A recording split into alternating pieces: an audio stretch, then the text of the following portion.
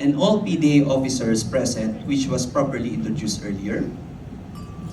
To Honorable Aldrin Gerald C. Mercado, to MCU Dean Dr. Cristina Garcia, to the Chapter Council of Past Presidents, to my Sandigan Executive Board, and chairpersons for Standing Committee, to incoming President Dr. Angelica Jane V.S. Casinas and her Board of Officers, stakeholders, traders who supported my term, to all ladies and gentlemen, colleagues, and new and familiar faces and personalities of PDA San Pedro City Chapter, magandang gabi po sa inyong lahat. The chapter has been one of my top priorities. I have faced uncommon challenges: pandemic startups, sleepless nights, program plannings and executions, endless meetings, insubordinations and resignations, the feeling of being left alone, and the pain of losing somebody whom you trust, and many more.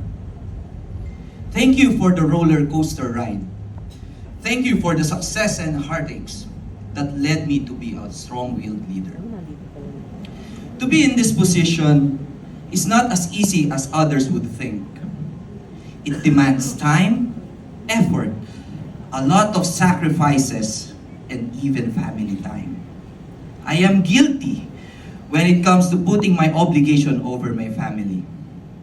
As others might say, panindigan mo ang pinasok mo dahil hindi yan biro.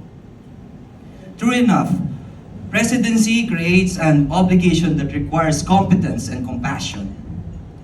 Most importantly, to assume the position of the president is to embrace commitment. Commitment to be responsible, to be honest, to be sincere in serving with officers, members, and to everyone in the community. Indeed, the only thing in being a president is the title.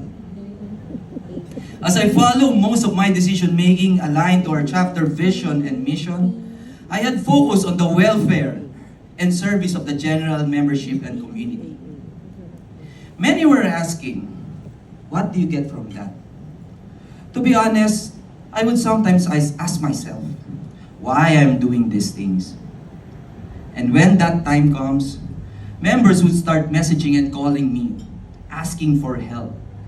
But what my heart touched most were the words of gratitude and appreciation from the people whom I talked once, twice, or even none at all. From then, I found the magic of being the president. It is in the people I pledged to serve. From the time I was inducted as the president, I embraced the calling to serve. I vowed for the service that will be the legacy of my presidency. The chapter has been blessed for so many reasons. It has once again proved its diligence, dedication, utmost support to PDA projects. As I have served you as a Sandigan president, I am proud to say that many successful projects and programs were launched and implemented. These plans of action have brought SPCC to where it is now, to its greater heights. Nevertheless, I do not claim those successes as mine alone. I share and carry those with the rest of the leaders, and especially the members who stood up to lead as committee chairman. When I needed them the most during those times, I was left empty, and it worked. Your contributions in one way or another, big or small, thank you very much.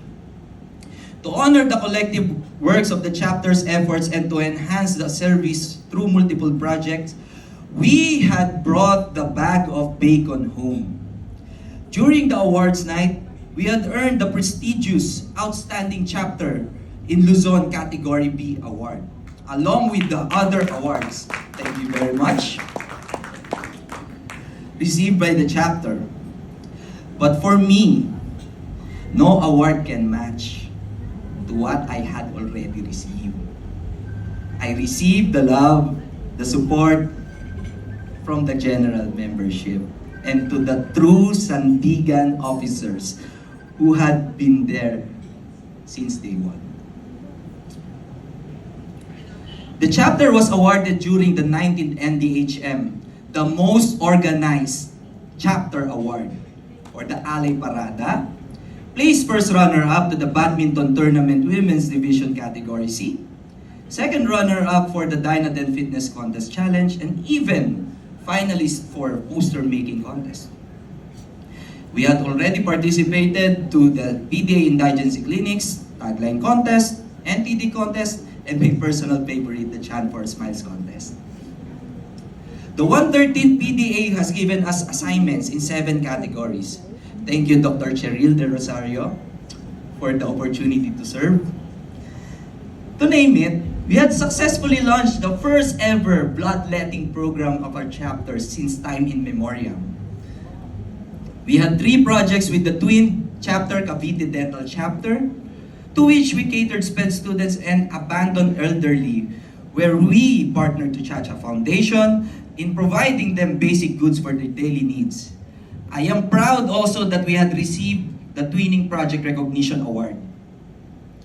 We also partnered with 3 joint activities from other chapters, namely Isabela Quirino Chapter for our Lakbay Kalikasan Project, Bataan Dental Chapter for Helion Congress Hosting, the Laguna Oral Healthcare Day with the Laguna Dental Chapter Incorporated and San Pablo City Dental Chapter.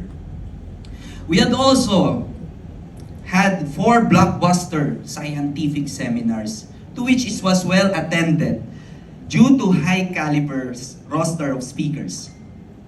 We had launched the digital campaign against illegal practice along the traditional poster motorcade. Chapter membership was successfully raised to 204 bona fide members.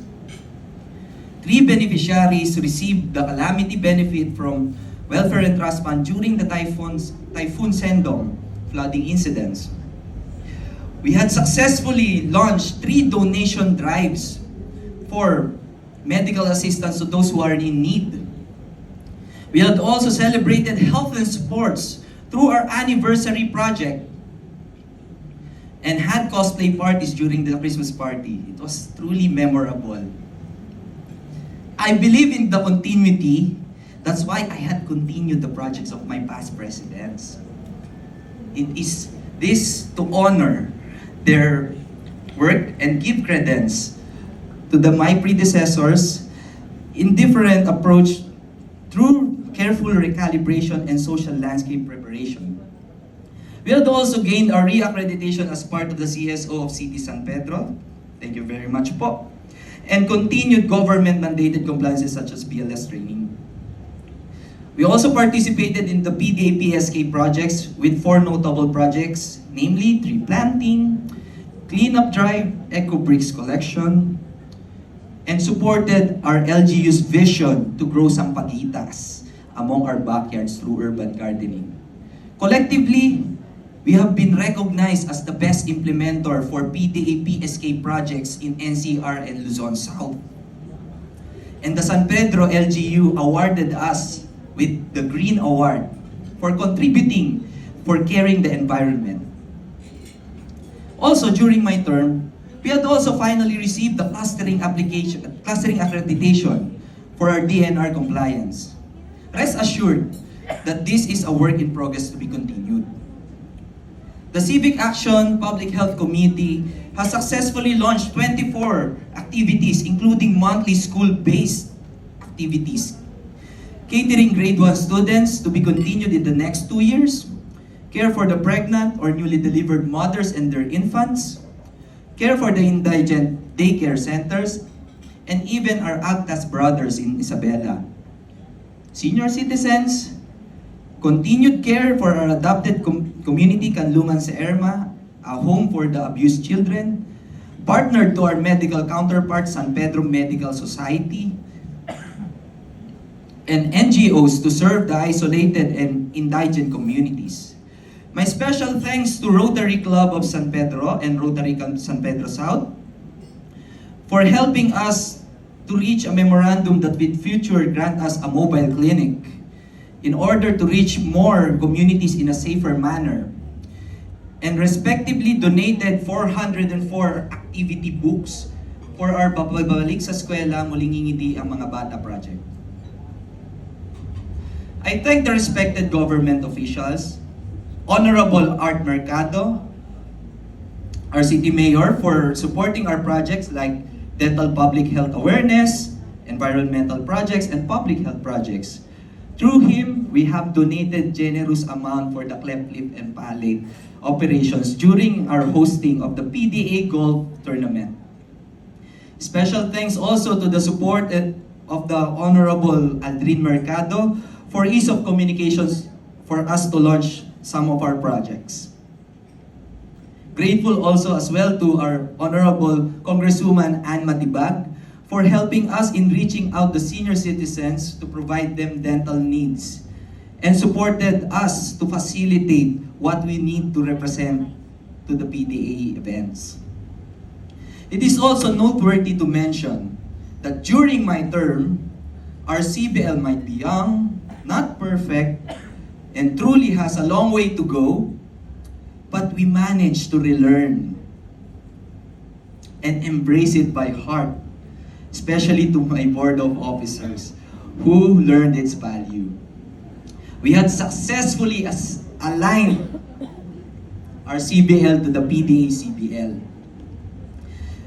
My sincerest commendation to the Council of Past Presidents and along with the Board of Advisors during my term, who guided the discussions during our board meetings, is one I am truly proud of. The issues that come our way has tested our bonds, but with the advice of the authorized ones, we had succeeded. Thank you to PDA for guiding us for what we did is just expected of our duty, so that in the future, these men and women of the SPCC board can stand on their own feet and become future leaders of our association. As I am about to end this term as your leader, I had learned a lot. A leader should have its own identity. A leader should be independent-minded. A president should follow his inner voice. Do not be discouraged, but instead follow his heart's desire for the good of all, not for a few. To do what is kind and right at the same time. And I thank my officers through thick and thin who supported, the committee chairs, donors and sponsors, friends, family, and our dear members for all help. Above all, I thank God for blessing me a heart to serve, the strength to lead and honing me, not just to be a leader, but a better version of myself. It may not be perfect, as if there was ever such a thing, but I might say, this is a very fulfilling experience. For during last year's induction, during my inaugural address, I have said, change can be scary, but it is a requirement for us to grow. This is the exact intention of the term that did come true. Congratulations to PDA San Pedro City Chapter, and thank you for the opportunity to serve. This is the birth of strong leadership in the face of diversity and very uncommon challenges in spite of all. Mabuhay ang Philippine Dental Association, mabuhay ang PDA San Pedro City Chapter. Once again, maraming salamat po. I am Dr. Mark Joven S. Mendoza, your outgoing chapter president, signing off. Mission accomplished. Mahal, pabalik na ako sa iyo. Salamat sa pagpapahiram mo sa akin sa chapter. Maraming salamat po.